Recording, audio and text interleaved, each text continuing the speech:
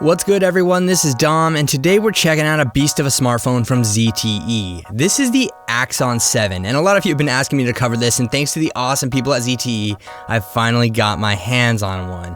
And you might want to stick around to the end of this video for a little surprise I got. Anyway, this is definitely a flagship caliber smartphone at a price that won't make your wallet sad. Getting into specifications, this packs all you'd expect. There's a Snapdragon 820 processor, 4GB of RAM, and 64GB of storage with micro SD card expansion up to 256GB. And we also have a 3250 mAh battery. So essentially, this is everything we've seen on most smartphones this year, but for the money, they're doing a good job at keeping it all current. Around the front side, you'll find a 5.5-inch QHD AMOLED display that looks pretty amazing.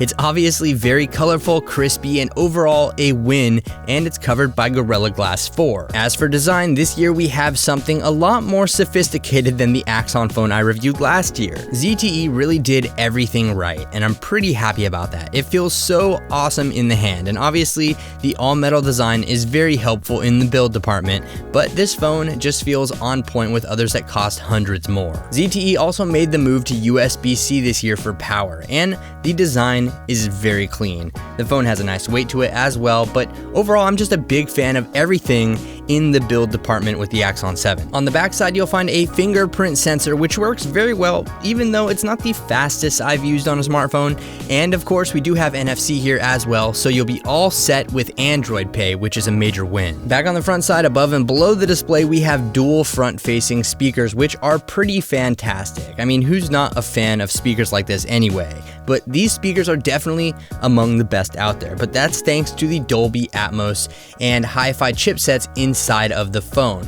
And this system seriously takes entertainment to a whole new level, whether it's through the front-facing speakers or the headphone jack. The hi-fi system here is very amazing, and it's definitely something that you'll have to hear for yourself. The Axon 7 also comes with a pretty flimsy case, but you all know I'm more of a skin kind of guy, and I highly recommend you pick up one from D brand like I have here, and I'll be sure to leave a link below for you if you want to grab one for yourself. So let's talk about software for a second. Now, I'm not a huge fan of overly bloated Android skins like most of you out there, and thankfully, ZTE took a very light approach here. It's very minimalistic. The Axon 7 is running Android Marshmallow out of the box, and everything here is butter, as it should be with the specs and everything inside. There's not a ton of customization going on within the operating system either, which I tend to prefer.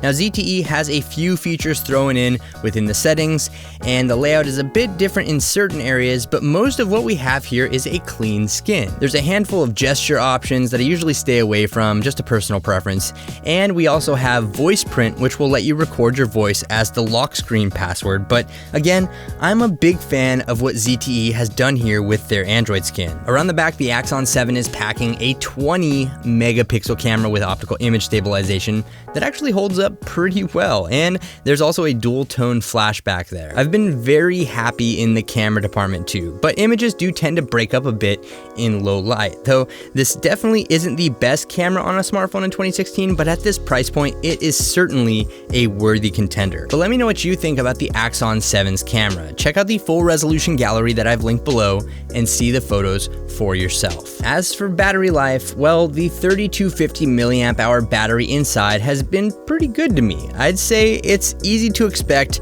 4 to 4.5 hours of screen on time. Now, that's kind of average, but the good news is that if you happen to kill batteries quicker than most, there's Quick Charge 3.0 built in as well, which will get you from 0 to 50% battery in about 30 minutes. But unfortunately, there's no wireless charging here. So what's the deal then with the Axon 7? I mean, there are a ton of other worthy phones out there in the $300 to $400 price range, so why is the Axon 7 so special? To be honest, any of these phones will do you well, but I happen to prefer the build quality on the Axon 7, and the front-facing speakers here are amazing, like I said, and the battery life holds up pretty well. So about that little surprise I had for you, if you want to win yourself a ZTE Axon 7, I'm actually giving one away thanks to the awesome people over at ZTE. And if you want to enter, All you have to do is make sure that you are a subscriber to my channel, and then go ahead and drop a comment on this video letting me know what your favorite feature of the Axon 7 is. The winner will be announced on my social network accounts in 2 weeks from today's date, so be sure that you're following me